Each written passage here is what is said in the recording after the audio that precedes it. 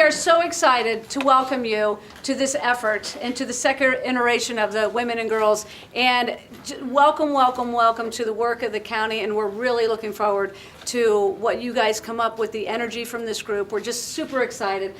So congratulations to all of you.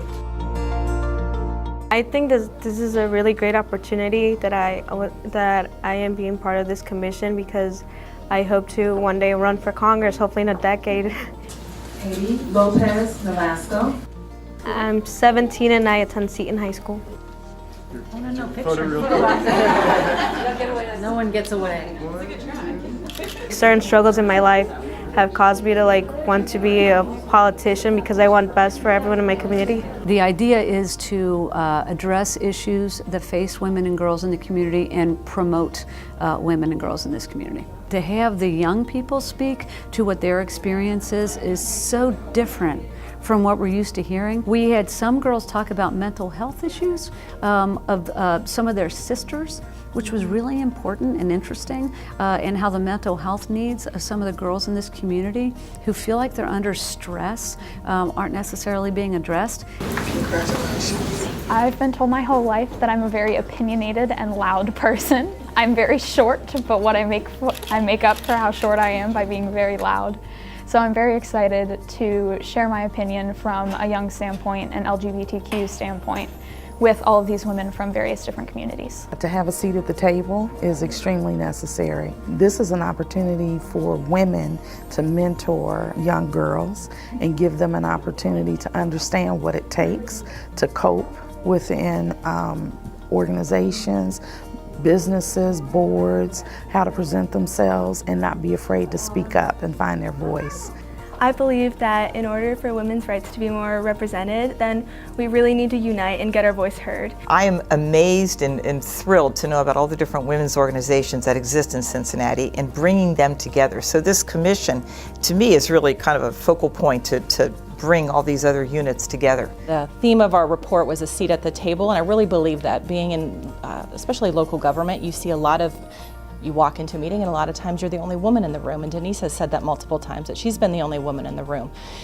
And you can't make great decisions when everybody at the table looks the same, sounds the same, agrees on the same things. You need to have the diversity of thought, and women bring a great diversity of thought. Jazz hands.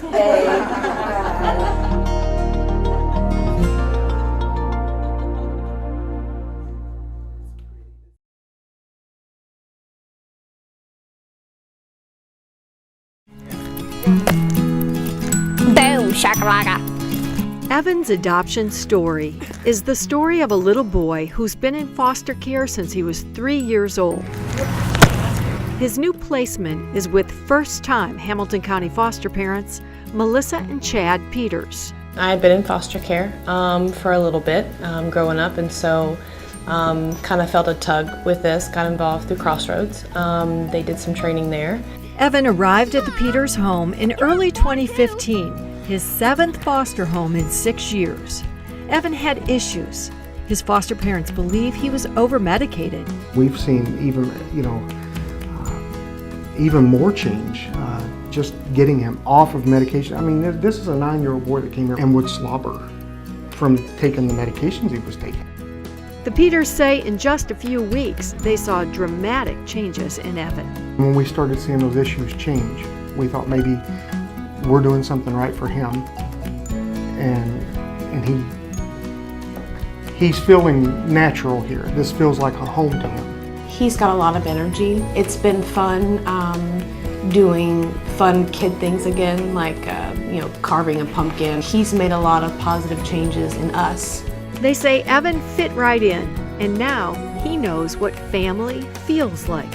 And there's been birthdays and cookouts and camping trips and things that he never got to experience before. He's never really participated in sports, but he ran the bullfrog at the Battle Frog this year, and he came in 2nd place. Tomorrow we're doing our veterans program. How cool, so what's that about? You sing to the veterans and you give them cards and stuff. The Peters' 2 older boys who live at home were skeptical about a foster brother. It was just kind of like having a new person in our family. It was just a little awkward at first. Like when I first met him, he asked me to watch SpongeBob with him, and I was just like, all right, sure. And then we watched SpongeBob for like 3 hours, and you know, we kind of had a good connection right there. And then after a while, we just started talking. I just started getting to know him over the few weeks that he's been there, and you know, he's a cool little dude. You can tell I'm introverted, like very reserved person, and he's always outgoing. He just loves talking about anything and everything. He's very rambunctious and he's got a lot of energy. But yeah, I still love him. I love him like my brother. JFS through this experience has been fantastic. Lighthouse has been fantastic, supportive. Evan's workers, you can tell that every single one of them, I mean, they just have a heart for him, and for the kids, and all of our experiences have been very, very positive. 19 years ago, I don't ever remember being visited by a person while I was in foster care. Nobody ever came to see me while I was there. They're here every week, to check in on him.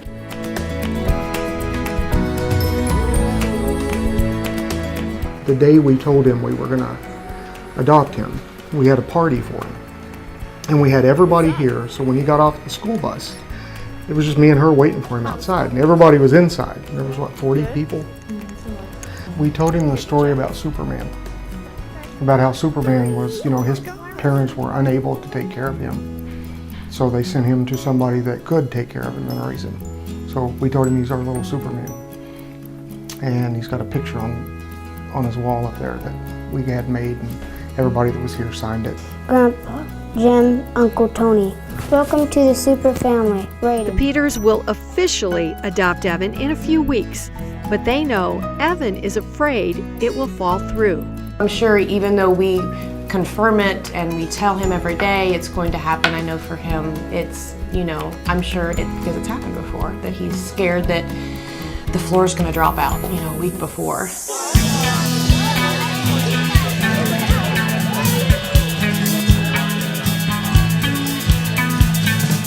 Hamilton County's happiest hallway is filled with families adopting today. Good morning, everyone. On behalf of Judge Ralph Ted Winkler, I bring you greetings. He wishes he could be here present today. I'm going to do the best to substitute in his stead. I need the caseworkers and the petitioners to raise their right hands. Okay. Do each of you swear that the testimony you'll give this court will be the truth, so help you God? Yes. I do. Okay. Had you had other foster children in your home at the time Evan was placed? No. Okay.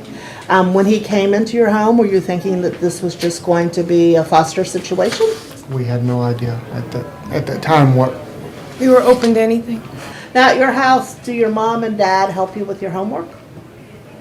If something funny happens at school, do you go home and tell them? Yes. And they listen? No, not really. They don't? What do they do?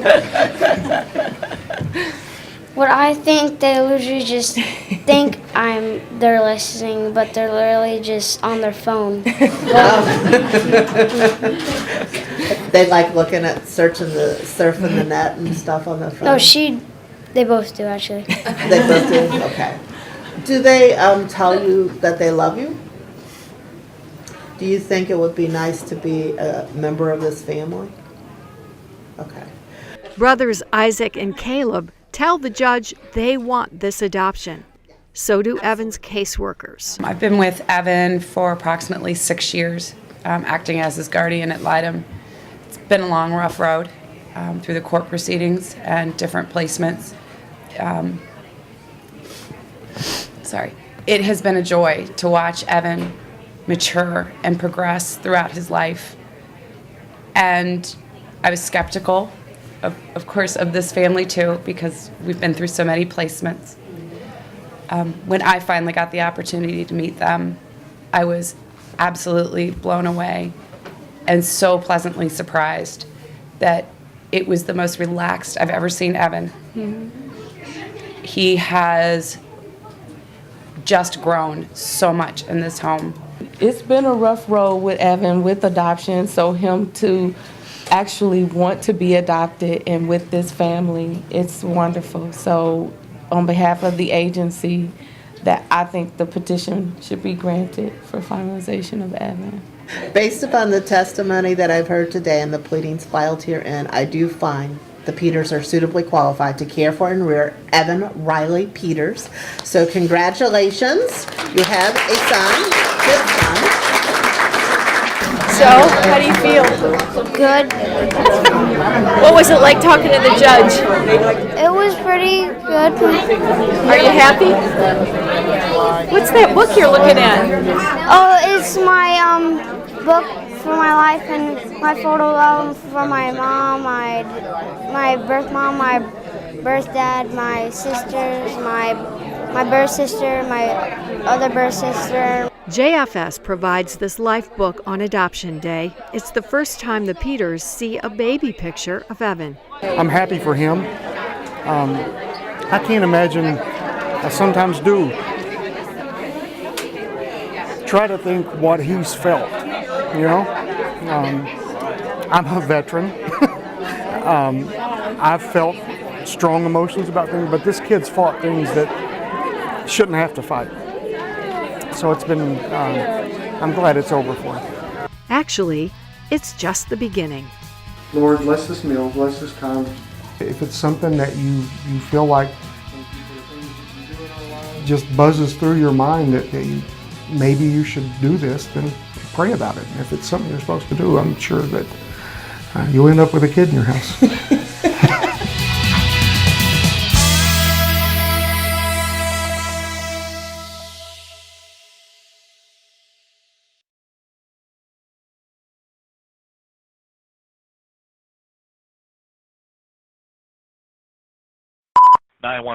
What is the location of your emergency? Yeah, there's a disabled vehicle taking up 2 lanes. My fiance shot himself in the head. I don't know. I just hear my dad calling, so I hope he's calling 911. Yeah, somebody shoot. Somebody right here shooting. Driving like a fool, too. But he's shooting like crazy down here. 90% of our 911 calls are answered in 10 seconds or less. So this is a map of Hamilton County. We're responsible for dispatching almost this entire area. Excluding the city of Cincinnati and Norwood, all surrounding communities, 47 of them, rely on Hamilton County's 911 center to handle their emergencies. If I'm taking 22,000 calls a month that are just 911 calls, and we're answering those calls 10 seconds or less 90% of the time, that means we're doing a pretty good job with the volume that we have, and I'm quite proud of that. A reckless operator, white panel van. In the early years, most dispatchers were men, like Tim Harris. But the workforce has changed. Now more than 50% are female, and they include Tim's wife, Lori Harris. Listen carefully, I'll tell you what to do. She's worked here 22 years. Helping people is the best thing. I live in Hamilton County. This is my community. And what is your emergency? So when I take my calls, it's if I'm talking to one of my family members. It's my community. These are the people that I'm there for. Lori was there for a family who lives here in Coleraine when they needed help. 911, what is the location of your emergency? And it was one that I pulled my headset out because it was loud from the screaming. How old is she? She's almost 1. She's 1 year old. Did you find her in the tub? Yeah. Is she breathing? No, she's not breathing right now. Okay, do you know CPR? No. Okay, I've got the Life Squad dispatch. Listen to me. I need for you to put the heel of the hand in the center of the chest. You're going to press down firmly from 1/3 to 1/2 inches in depth. You're going to press down hard and fast, and I'll count with you. We need to do it at least 30 times. Are you ready? 1, 2, 3, 4, 5, 6. She's trying to cry now. She's trying to cry. Okay, then don't push on her chest. There she goes. Is that her? Yeah. Okay. All right. Okay, just let her cry. Turn her over on her side. Let the water come out. And she's still crying? Yeah, crying's a good thing. Listen to me. The medics are there. I need for you to open the door for me, okay? I'm going to hang up with you. They're going to take care of your child, okay?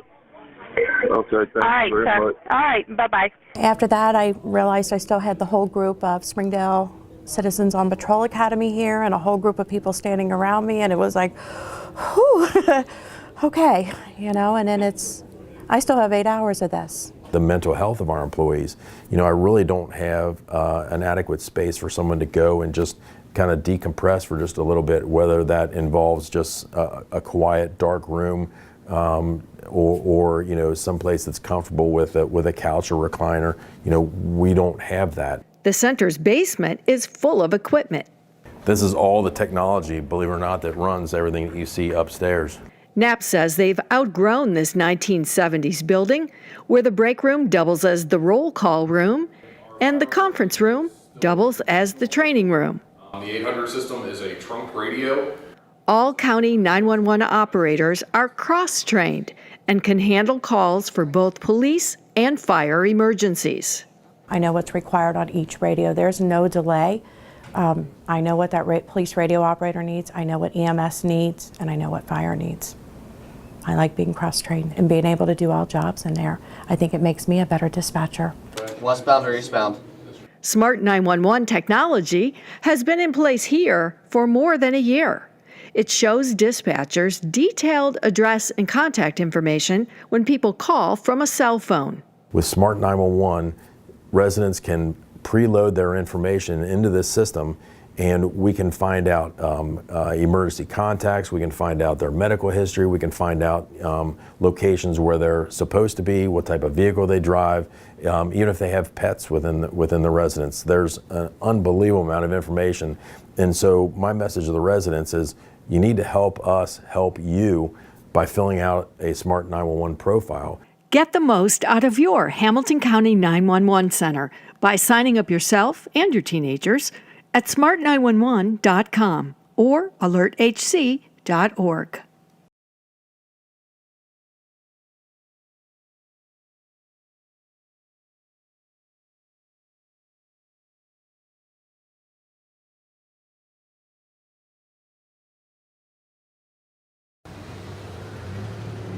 Driving or walking downtown, you can't miss the imposing Hamilton County Jail.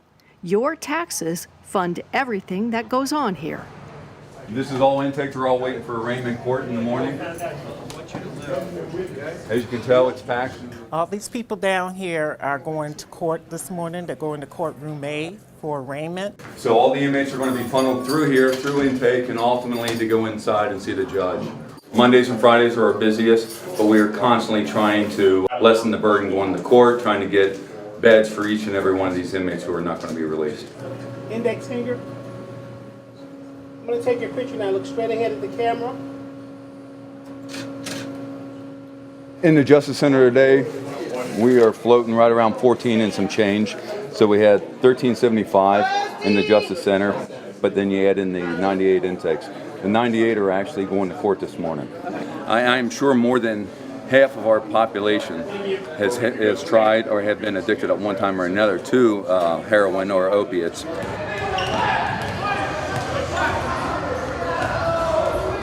We've seen a marked increase with the opiate crisis going on. It was built for half this population.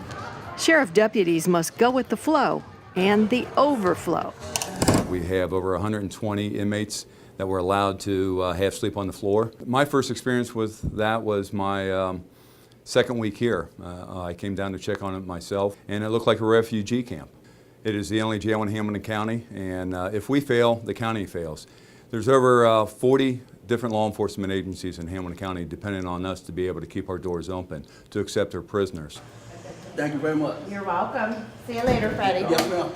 Most prisoners these days are on medication, so nurses give daily meds to more than half the inmates. Hamilton County Jail is the region's largest combination hospital, mental asylum, and criminal lockup.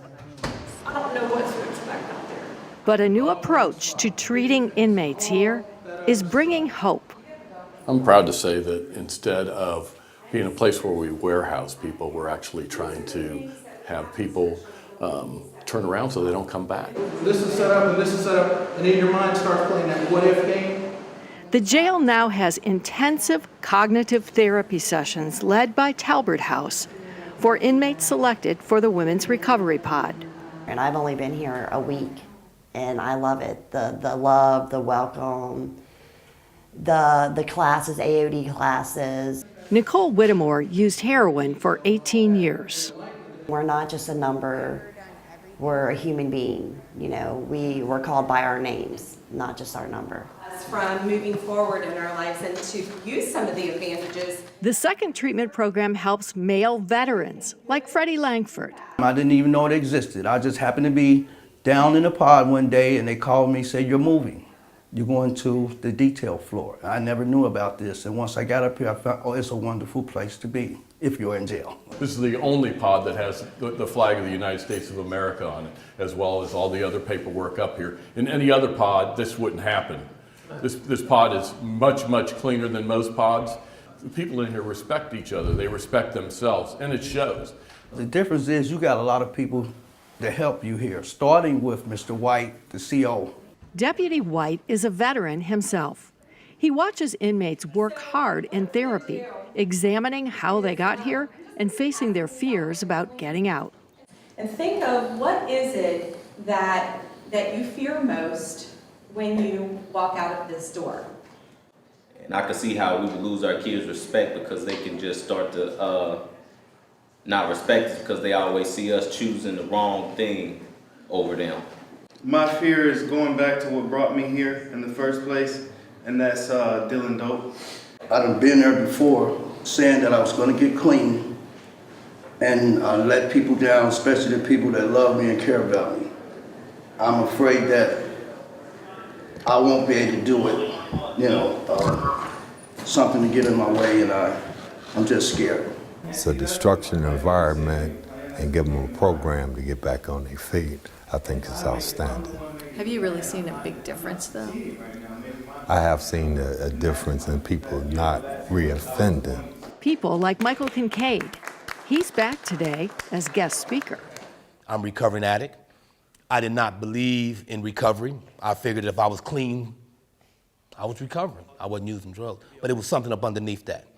Being able to come through here allowed me to look a little deeper and give me some strength to make choices. So I stay focused one day at a time on what's important, my recovery, my relationship with God, wanting to get some of the wreckage of the past that's still in front of me out of the way so I can become a productive citizen, which is what I'm cut out to be. A few weeks later, we caught up with Kincaid at his new job. He transports workers to and from job sites. When I was incarcerated, what I made up my mind that given an opportunity, I was going to do my very best to be my best man. And here we are today. Yo, Joe, come on. Come down. Yeah, bro. You on time today. Trying to be there. So it is working. It's a slow process, but we do have some success stories. And you'd be surprised how much pride people take when they want to come back and help their community. So a lot of them will say, "Hey, do you need me to do something, or can I help you with something?" You know, and they will come in and talk to the people that are still here. Since cognitive and behavioral therapy helps stop recidivism, you may wonder why the jail doesn't run more treatment programs. We're limited by the space. We're limited on how we can actually do treatment.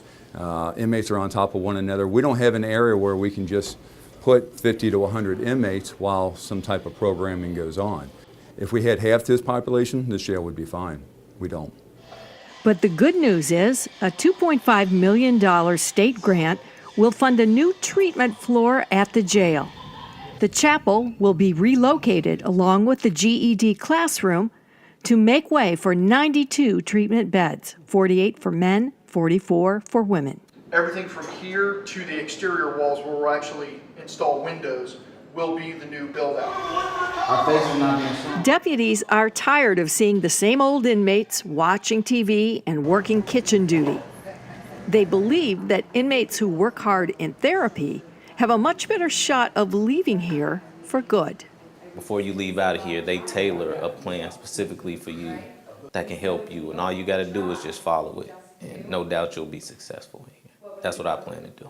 Well, I mean, we're not just getting locked up, we're getting help while we're being locked up. We're getting benefits, we're getting things to help us and improve us to make us go out there and be good citizens. That's what we need. We need people to encourage us and help us more than shame us and put us down. And for everyone that is helping the taxpayers, thank you. Thank you very much.